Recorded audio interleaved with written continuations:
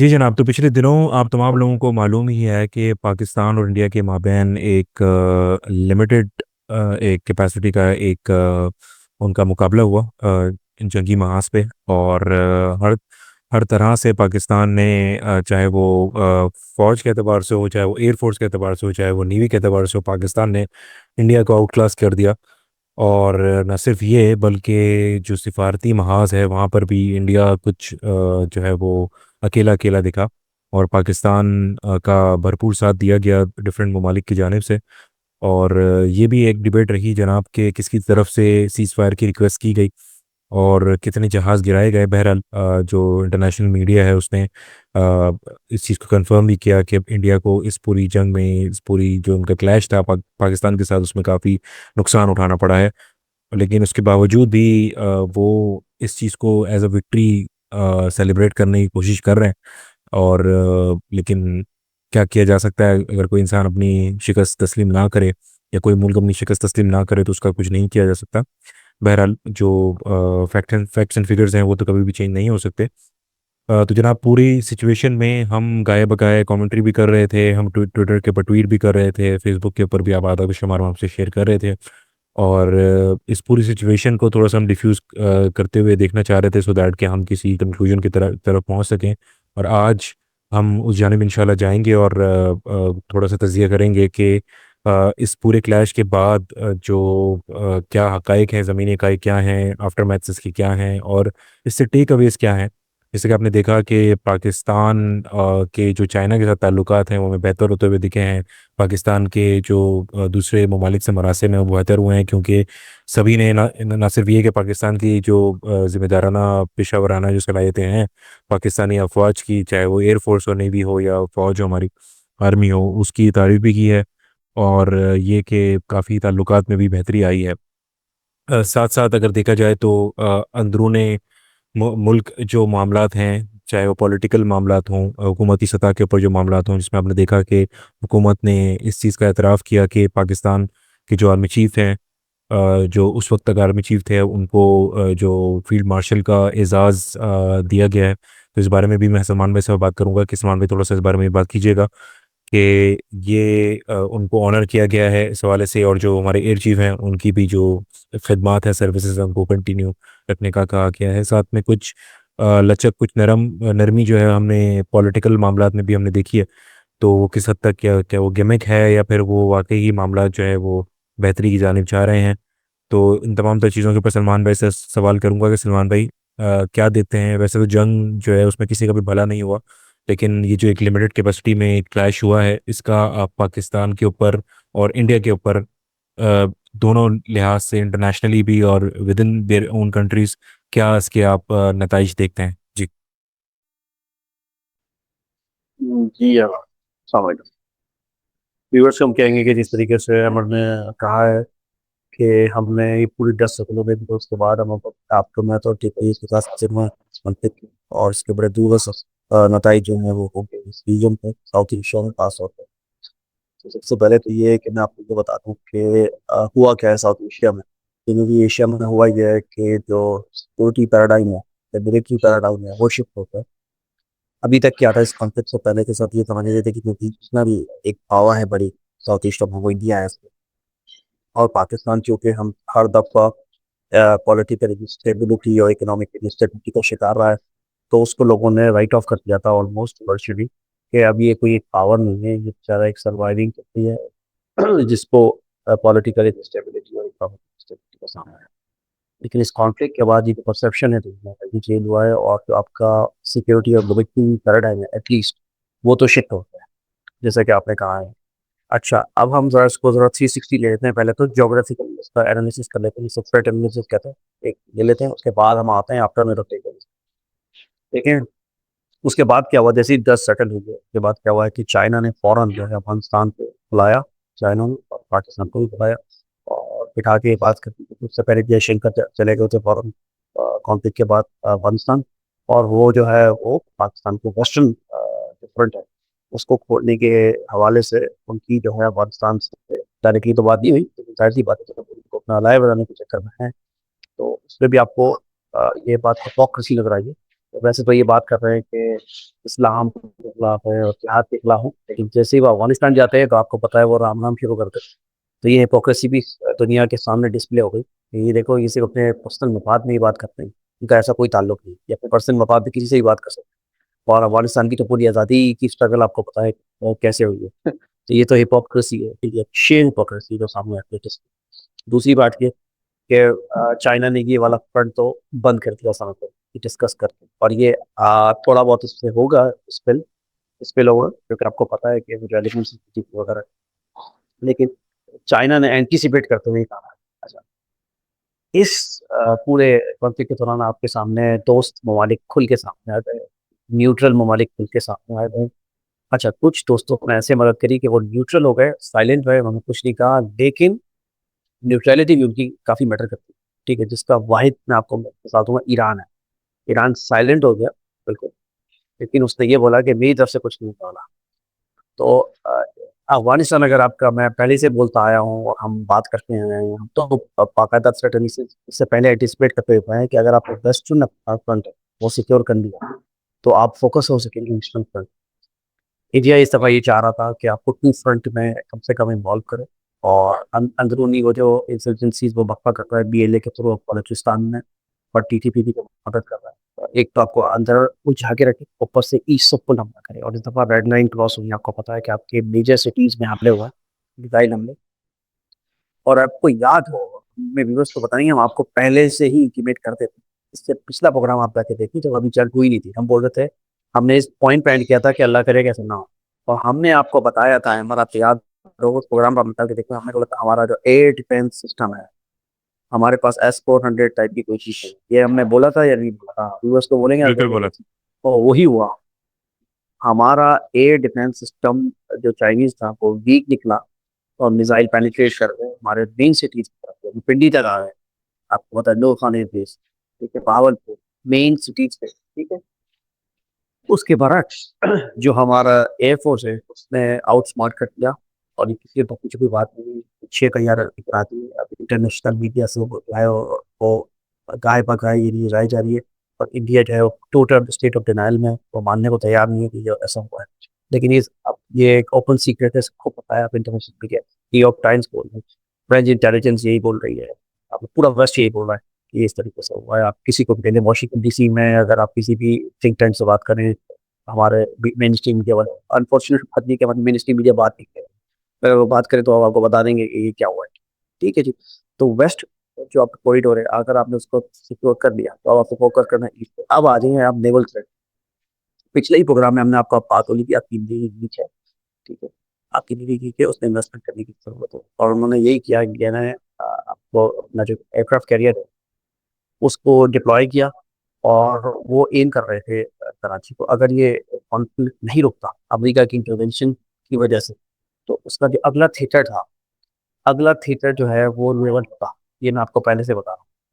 लेकिन क्या हुआ, वो इंटरवेंशन हो गई। अब वो कैसे हुई, क्योंकि हमने रिटालिएट इतनी जोर से किया वो खान एयरबेस के बाद रात को, कि उनको लेकिन पता लग सलमान गया भाई, कि इंडियन ये, मीडिया के ऊपर तो पाकिस्तान में कराची का जो पोर्ट है वो भी तबाह हो गया था, और लाहौर में कोई पोर्ट नहीं है लेकिन लाहौर का भी पोर्ट तबाह हो गया था। देखें देखिए, कुछ चीज़ें कुदरत इसलिए आपको दिखाती है कि इंटरनेशनल मीडिया को वो पता लग गया कि ये जो पैक ऑफ लाइज है, ये वो भी सबके सामने डिस्प्ले था, कि ये इस तरह झूठ बोलती है। नहीं, जब मुंह खोलते हैं, उर्दू में कहते हैं ना, जब मुंह खोलते हैं झूठ, ये वो वाला मामला हो गया कि जब मुंह खोलते हैं और झूठ बोलते हैं। जब आप ट्यूनिंग करेंगे, आपको झूठ सुनना है, अगर मैं अपने व्यूअर्स को बोलूंगा, अगर आपको झूठ और सुनना है तो आपके लिए ट्यूनिंग करते हैं, फला फला चैनल पे, आपको सबको पता है, वो गला फाड़ फाड़ के, हाँ, अगर आवाज की तेजी से पाकिस्तान को मारना होता तो वो जीत चुके, उनको आप विक्ट्री दे दें, हो गया भाई। अगर आवाज तेज करके बोलना हो और सेंसेशन फैलानी हो और सनसनी फैला, वो तो ठीक है। लेकिन रियलिटी में, जैसा कि आपने कहा, ग्राउंड रियलिटी है, फैक्ट्स एंड फिगर्स, जो चीज़ें सामने है वो सबके सामने, तो लेवल आपको था, ठीक है। और वो अब आपको सोचना पड़ेगा, मैं साथ साथ बताता जाता हूँ, कि अब आपको कराची पोर्ट जैसे थोड़ा सा जो है ना वो बर्डन कम करना पड़ेगा, और आपको गवादर को फंक्शनल बनाना पड़ेगा, फुली फंक्शनल, ताकि थोड़ा सा जो कल कला को, अगर वो नेवल ब्लॉकेट की बात कर रहे थे, वो कह रहे थे कॉन्फ्रेंस में कि आपका नेवल ब्लॉकेट होगा, अगर आपका नेवल ब्लॉकेट खुदा ना खास्ता अगर वो करने में कामयाब हो जाते तो आपकी तो सारी इंपोर्ट एक्सपोर्ट हो जाने की। तो इसलिए आपको एक और पोर्ट अल्टरनेटिव बनाना पड़ेगा फुली फंक्शन। ओके, तो ये तो नेवल थ्रेट हो गया और इस नेवी में आपको अब आपको मजीद खर्चा करना पड़ेगा। ठीक है जी। अब आप आ जाए इधर इस तरफ, नहीं भाई, अब आ जाए आप ईस्टर्न पे। अब ईस्टर्न पे आपको जो आफ्टर मैथ के बाद टेक कर रहे हैं, मैं आपको बताता हूँ ईस्टर्न फ्रंट तो आपको पता है वो खुला हुआ है। ठीक है, एलओसी से लेके इंटरनेशनल बॉर्डर, आईबी जिसे कहते हैं। ठीक है जी। उस पे अब आपको एयर डिफेंस सिस्टम देना पड़ेगा। चाइनीज एयर डिफेंस सिस्टम में काम है क्या, मैं आपको वो बात बता रहा हूँ जो कि पाकिस्तानी संधि रहा है आजकल। पाकिस्तान ये समझता है भाई J-10 ने जबरदस्त काम कर दिया, जो J-70 ने आप ये सुनिए, हमारा काम ये नहीं। हमें पता है गुड न्यूज़ क्या है। हमारा काम ये है कि जहाँ गैप है, ग्रे एरिया है, वहाँ पे आपको वैक्यूम है, वहाँ बताना। आपका जो एयर डिफेंस सिस्टम है उसमें से वो पेनिट्रेट करके आ गए मिसाइल। एयरफोर्स ने थम्स अप आउट स्मार्ट कर दिया। ठीक है जी। नेवी ने रोक के रखा उनको, और आर्मी तो वैसे ही डिप्लॉय हुई। लाइन ऑफ पेट्रोल पे जो शेलिंग भी आपको पता है वो हैवी शेलिंग हुई है। ठीक है, उन्होंने अपना काम किया, सबने अपना अपना काम किया। ठीक है। जो पॉलिटिकल लीडरशिप है पाकिस्तान के अंदर, उसकी तरफ से क्रिमिनल सी खामोशी थी, आपको पता है। हाँ शरीफ है, वाह शरीफ। हाँ, और जब सब कुछ हो गया, उन्होंने देख लिया कि एक तरफ मामला हो गया, तो फिर उसमें से फिर एक मुबहम किस्म के, एक एम्बिग्यूटी पर मबनी ट्वीट और बयान दे दिए उन्होंने। हाँ कि ठीक है, और उसमें भी पॉलिटिकल जो है ना, वो क्रेडिट लेने के लिए कि जी ये देखें फौजी है असल में, तो ये वो एक मुबहम किस्म, यानी डायरेक्ट अटैक इंडिया पे कोई किसी ने किया। अगर आप और से देखो तो उनके बयान। ठीक है। तो टेक अवेज क्या है मेरे भाई, नेवी पे आपने इन्वेस्टमेंट करनी पड़ेगी। एयर डिफेंस सिस्टम हमने पीछे प्लान बोला था आपको देना पड़ेगा, और चाइनीज एयर डिफेंस सिस्टम ने उतना काम नहीं किया, पेनिट्रेट करके आ गया। एयरफोर्स ने बड़ा जबरदस्त काम किया। और एयरफोर्स ने जो काम किया उसमें से जहाज नहीं थे। वो जो टॉप गन वाली बात है, it's not about the plane, it's about the pilot. तो यहाँ फुल एब्सोल्युटली। मार्क्स दें अपने पायलट्स को जिन्होंने सिर्फ प्लेन को यूज नहीं किया। इस वजह से चाइनीज जो कंपनी है जो ये बना रही थी, उसके शेयर सातों बाद ऊपर चले गए, और जो राफेल बनाने पर बनी थी उसके नीचे चले गए। लेकिन दुनिया कितनी तेजी से रिएक्ट करती है। ठीक है, जो मैं बोल रहा हूँ ना कि सिक्योरिटी और मिलिट्री पैराडाइम शिफ्ट हुआ, तो आप ये मत समझें, इसका पूरे कॉन्सिक्वेंस। दोस्त ममालिक ने भी आपको जो खासतौर पर मिडिल ईस्ट में, उन्होंने भी अब आपको इस तरह देखा है कि यार ये एक रियल एक जो है एंटिटी है, और कभी वक्त आ जाता है तो ये जवाब दे सकते हैं। इनके अंदर कैपेसिटी है, लिमिटेड हदूद इनके जो जराए उनमें रहते हैं। तो उन्होंने भी एक एप्रिसिएशन, एक सेंस ऑफ एप्रिसिएशन आया है उनके उनके अंदर। ये मैं बता दूं आपको, वेस्ट में तो आया ही आया है, वहां पर भी आया है। अब ये है कि आप इसको कैपिटलाइज कैसे करेंगे, मतलब अब आप आ जाएं असल मुद्दे पे कि जहाँ से गेम शुरू हुआ था। ठीक है, वाकया हो गया, एविडेंस नहीं दिया उन्होंने कुछ भी। हमने उनको इनवाइट किया कि इंटरनेशनल आप किसी को बुला लें, उसको उसके साथ इन्वेस्टिगेशन करा लें, उन्होंने नहीं मानी। पहली बात तो उनको डिप्लोमेटिक केस जो आप बोले ना वीक हो गया, उनका वीक हो गया था। हमने पिछले प्रोग्राम में भी बात की। अगला आ जाए आप, उन्होंने पानी बंद कर दिया आपका सिंध तास फायदा आपने इन अबेंस कर दिया, मतलब उनको वो नहीं किया, कैंसिल नहीं कर दिया। उन्होंने बोला कि ये गया, ये कोल्ड स्टोरेज में जब तक ये ना हो जाए नहीं। अब आपने डिप्लोमेसी से जंग लड़ी, लीगल जंग लड़ी, चाहे आपको आईसीजे जाना पड़ा। ठीक है जी। और डिप्लोमेटिक लड़नी जो कि आपको पता है कि हम रिएक्शनरी मत बने, अभी भी हम रिएक्शनरी। ये कि जो बोला कि हमने ऑल पार्टी एक जो है हम डिप्लोमेटिक मिशन दे देंगे, शशि थरूर, मत भूलिएगा ये सारे नाम हम पिछले प्रोग्रामों में दे चुके हैं। किसी ने हमें बताया नहीं था। जाके आप क्लिप निकाल लें, मैंने आपको क्या बोला था कि उनके पास शशि थरूर है, बोला था कि नहीं बोला था। उसी बिल्कुल बोला बंदे, था। हालांकि वो बीजेपी का बंदा है, वो कांग्रेस का बंदा है, उसको पिक किया है बेस्ट इंटरेस्ट में, इंडिया के बेस्ट इंटरेस्ट में पिक किया है, उसको लीड कराया है। और उसके नीचे है बीजेपी के बाकी बंदे जो जा रहे हैं, ऑल पार्टी वाले। और आपको भी ये करना चाहिए, आपके बेस्ट बंदे जो है वो आप पिक करने डिप्लोमेटिक मिशन के लिए, रिटालिएट करने के लिए वहां पर। अच्छा, मैंने कुछ सजेस्ट किए थे ट्विटर में, आपको पता ही होगा, मोईज मुझसे शॉप के नाम से जफर हिलाली साहब हैं, बहुत जबरदस्त सीजन आपके डिप्लोमेट रहे हैं। ठीक है जी। इसके अलावा मुनीर अकरम साहब हैं, यूएन में मुस्तकिल आपके मंदूब रहे हैं, एक अरसा आर्टिकल लिखते रहे डॉन, उनको आप कर सकते हैं। बहुत सारे और भी लोग हैं जिनके नाम हैं। ये तीन चार इस तरह के लोग आप पकड़े। और भाई पाकिस्तान तो वैसे भी आपको पता है कि ऑल पार्टी क्या है, यहाँ तो सारा सब टेक्नोक्रेटिक सेटअप चल रहा है। ऐसा है ना, मोहसिन नकवी के बाद क्या अवाम की पावर है बताओ। लेकिन वो पीसीबी भी चला रहा है, वो वजीर दाखिला भी बन गया। जब आप सेटअप ही टेक्नोक्रेटिक चला रहे हो तो व्हाई नॉट आपने बेस्ट बंदे पिक करो उस डिप्लोमेटिक मिशन के लिए जो कि जाके रिपेटल कर। Am I making sense? जब एब्सोल्युटली, टेक्नोक्रेटिक सेटअप एब्सोल्युटली। ही है तो उसी पे रखो ना बात। उसी बात। आफ्टर मैथ में क्या हुआ कि हमने अंदरूनी मुल्क में, अंदरूनी मुल्क हमने क्या किया कि हमें करना ही शुरू किया कि हमारे जो अंदर इंटरनल जो हमारे पॉलिटिकल बिकरिंग है और हमारी इन फाइटिंग उसको रोकना चाहिए था। पीएलए का मामला करना चाहिए था, सेटल केपीके में जो मामला हैं वो ज़रूर होने चाहिए थे।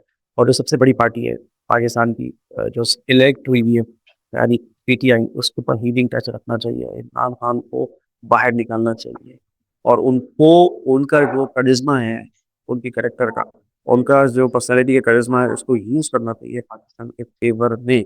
ये हमने नहीं किया, हमने वही चले कारतूसों से यूज़ करना शुरू किए। और आप देख रहे हैं कि डिप्लोमेटिक मिशन में अपने दावल को आप फ्रंट पे रख के भेजा है। उस वक्त के मुकाबले में देखो शशि थरूर जीत गया, ठीक हो गया।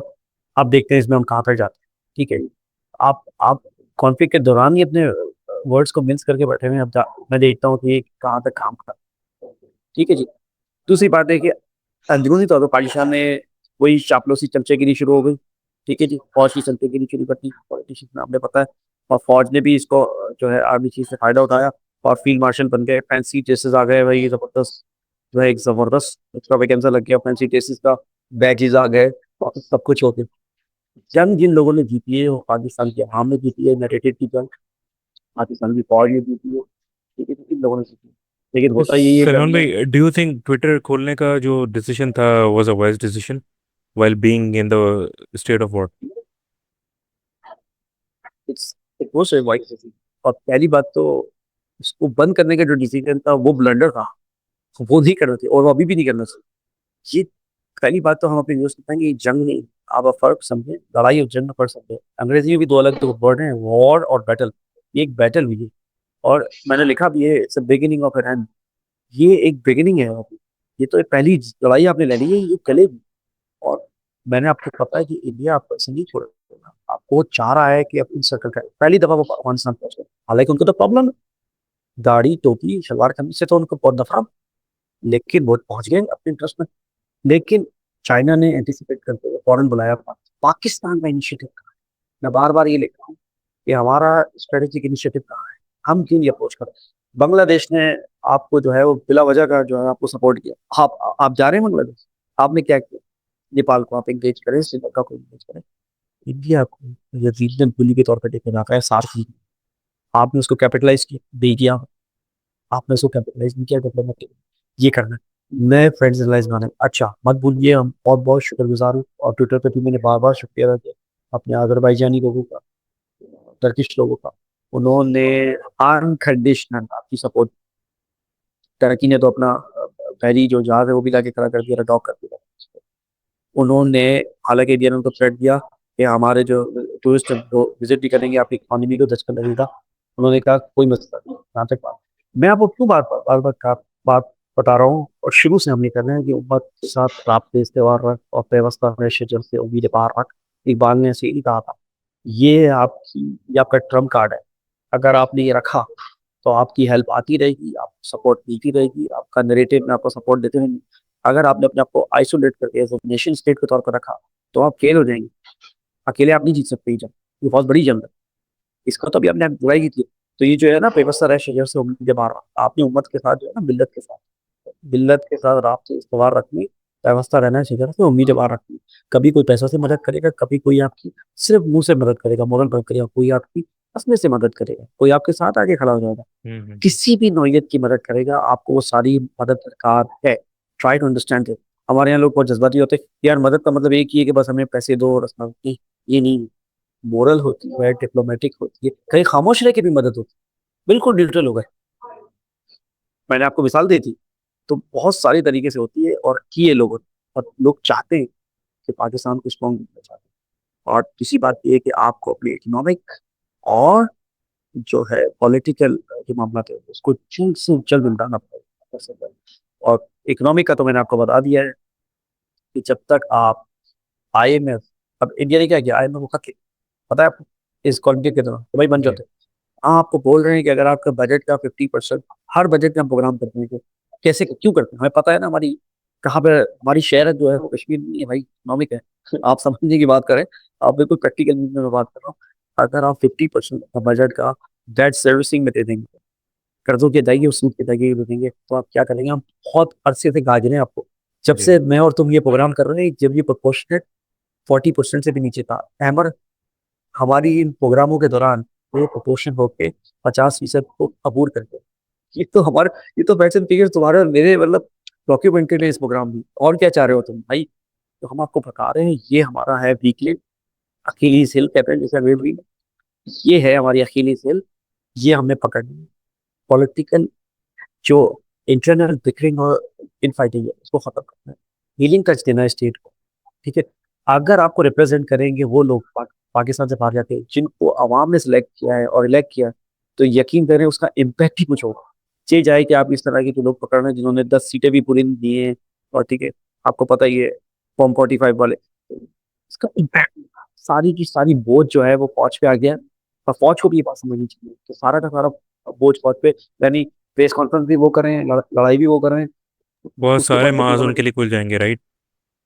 इसकी डिप्लोमेटिक जो है वो मिशन भी वो जो है वो सिलेक्ट करें। जितना तो कुछ नहीं कर सकते आप। तो मैंने आपको बताया है कि जो कुछ प्रैक्टिकल चीजें हैं आपने करनी पड़ेगी। एक स्वेट एनालिसिस आपको करके बताया कि आपने वेस्टर्न अपना कॉरिडोर पैक करके रखना है। नेवल पे से आपको अपना कराची पोर्ट पे से अपना थोड़ा सा अपनी पोर्ट अथॉरिटी जवाहर पे करना है। और अपनी जो आपको आपकी इंश्योरेंस पॉलिसी थी, जियो पॉलिटिकल इंश्योरेंस पॉलिसी हम्म। करनी, सी पैक उसको पूरी फंक्शनल करना है। जैसे कि आपने कहा स्टार्ट में कि चाइना से बहुत ताल्लुक है, बहुत बेहतर हो गए, तो चाइना का देखें असला टेस्ट हो गया आपके थ्रू, उसमें डायरेक्ट तो नहीं किया, आपके थ्रू टेस्ट करवा दिया और वो कामयाब हो गया। थम्स अप लोगों ने बोला यार अब कल को आइडियाज होगी कहीं, मतलब डिफेंस लोग बोलेंगे यार ये टेस्टेड जहाज का है, J-10 हो गया है, F-17 थर्ड, ठीक है ना, लड़े में क्योंकि आगे मतलब आप चेक करें तो रफाई की कीमत चेक करें आप और कंपेयर करें, कॉस्ट को जरा कंपेयर करें, तो कोई मुकाबला नहीं है दूर दूर तक। लेकिन और दूसरी तरफ यूरोप सोच रहा है कि यार ये ऐसा क्या होगा। तो आपने चाइना, ये नहीं कि आप चाइना ने आपको एहसान कर दिया, आपने भी चाइना को बहुत कुछ करके दिखाया है, उसको कैपिटलाइज करना चाहिए। तो आपकी जियो पॉलिटिकल इंश्योरेंस पॉलिसी ऐसी जी। सोचें आप, अगर अगर आपने ये फुली फंक्शनल होती, तो अगर आपको ये बोलता कि मैं आकर नेवल ब्लॉक करूंगा, तो इसका मतलब पता है क्या होता? नेवल ब्लॉकेट, यानी चाइना की पी एक्सपोर्ट वो नेवल ब्लॉकेट करने की चीज जी। करेगा और चाइना इसको बर्दाश्त करता? चाइना बर्दाश्त करता है इसको? कभी भी नहीं। ठीक है, आखिरी मिसाल में दूंगा।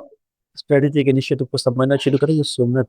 मैं आपको बताऊं, फतेह मक्का से पहले आप सल्लल्लाहु अलैहि वसल्लम ने खैबर को न्यूट्रलाइज, खैबर अगर न्यूट्रलाइज नहीं होता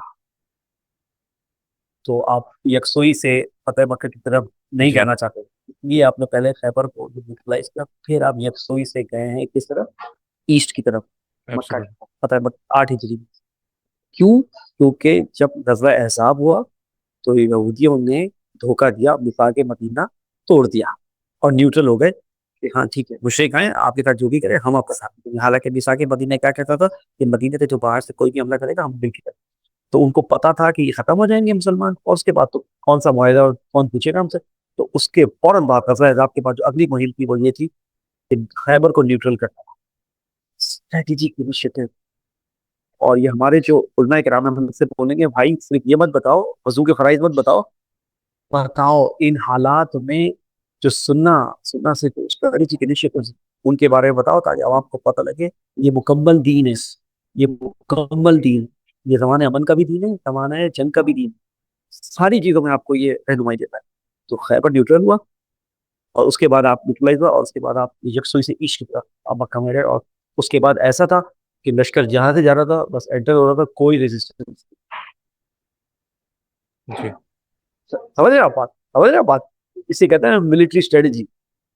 हम अपने लोगों को बोलेंगे जरा कनेक्ट करें, कनेक्ट करेंगे तो आपकी दिमाग की बत्ती जलेगी। इस तरीके से होता है। तो पाकिस्तान को इनिशिएटिव की जरूरत है। रिएक्शनरी अप्रोच हमेशा नहीं चलेगी, यानी उसने डिप्लोमेटिक मिशन भेजा हम भी भेजेंगे। अगर वो नहीं भेजते तो आपने अपना जंग लड़नी है भाई, डिप्लोमेटिक और लीगल जंग से इनकास माहे पे आपको लड़नी ही पड़ेगी। वरना वो क्या करेगा, आज भी आप 50 से 60% जो है वो एग्रीगेरियन करती है, यानी आप एग्रीकल्चर पर डिपेंड कर। तो आप क्या करेंगे, आप बैठ के बस हाथ पैर करके बैठेंगे यार हाँ भले बंद करते बाल, और जब चाहे वो दरवाजे खोल दे फ्लड ले आए आप ये अफोर्ड नहीं कर सकते। आपको सिंथास नाउडू को बाकायदा, वर्ल्ड बैंक इसमें आर्बिट्रेटर है, सबको कदवाएं, इसका एक दफा परमानेंट सोल्यूशन है को भाई इंडिया को वाटर को ऐसे वेपन बना के यूज नहीं कर सकते। ये आप मेक श्योर कराएं इंटरनेशनल। और आपके पास विंडो है। डोनाल्ड ट्रंप ने बहुत पाकिस्तान की तारीफ की है कि 4 साल आपके पास है मान। इस 4 साल के बाद अगर व्हाइट हाउस में डेमोक्रेटिक फिर प्रेसिडेंट आके बैठता है, फिर आपके ऊपर बुराई शुरू होगी। 4 साल में ये मोटे मोटे काम कर रहे हैं। अंदर जो डैम्स इनकम्प्लीट हैं वो बना लें, जो रिजर्वोयर है वाटर के वो बना ले, पानी को स्टोर करने का तरीका कर ले, जो इनकम्प्लीट आपके काम है, पॉलिटिकल इनफाइटिंग बिकरिंग कर ले, सीधी इकोनॉमिक तौर पे अपनी चीजें सीधी कर ले। ये आपके पास अभी एक विंडो खोली है, क्योंकि डोनाल्ड ट्रम्प ट्रेड को प्रेफर कर रहा है जी। ओवर वॉर और इस तरीके के कॉन्फ्लिक्ट। तो ये आपके पास विंडो ऑफ अपॉर्चुनिटी है जियो पॉलिटिकल और जियो इकोनॉमिक तौर पे, इसको कैपिटलाइज कर। अगर आपने ये कर ली, यकीन माने आप इस बहार से निकल जाएंगे। लेकिन ये ऐसे नहीं होगा कि आप जो है वो फैंसी यूनिफॉर्म पहन के कर लेंगे, नहीं। आपको जो डेमोक्रेटिक तरीके में जमहूर की जो राय है उसको आप काम करना पड़ेगा। जो इलेक्टेड लोग हैं आवाम को, उनको आप इख्तियार दें दोबारा से, चेक एंड बैलेंस रखें। किसने आपको मना किया कि चेक एंड बैलेंस ना रखें? चेक एंड बैलेंस रखें, इख्तियार दें, और उसके बाद एक अकाउंटेबिलिटी का मामला था बिल्कुल इम्पार्शियल टाइप का, और उस तरीके से चलाए। पाकिस्तान का जो बेस्ट टैलेंट है उसको पाकिस्तान को रिप्रेजेंट करें, फिर देखें पाकिस्तान कहाँ से कहाँ जाता जी। है, इंशाल्लाह।